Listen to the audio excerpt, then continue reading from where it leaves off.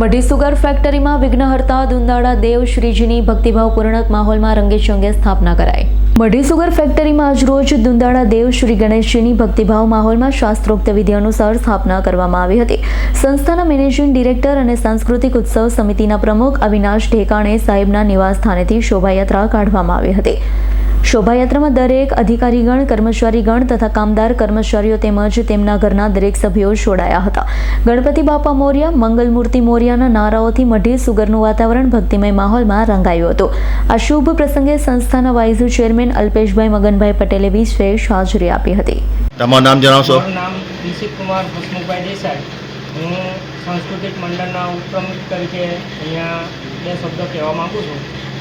આપણે આજે ગણપતિ ચતુર્થી હોવાને કારણે આપણે એમડી સાહેબના ઘરેથી શોભાયાત્રા નીકળી હતી।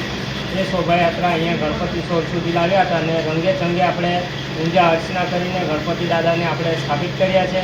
9 દિવસ આપણે ગણપતિ દાદાને રંગે ચંગે સ્થાપના કરીને આપણે એમને વિવિધ નૈવેદ્યો ધરાવીને આપણે એમની સ્થાપના કરી છે અને રંગે ચંગે એમની ઉજવણી કરીશું।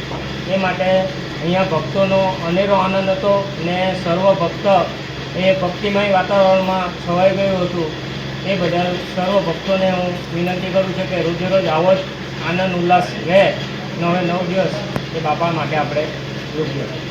જીતેન્દ્ર સોલંકીનો રિપોર્ટ, S9 ન્યૂઝ, માંડવી। અમારી તમામ માહિતીથી અપડેટ રહેવા માટે જોડાયેલા રહો S9 ન્યૂઝ સાથે।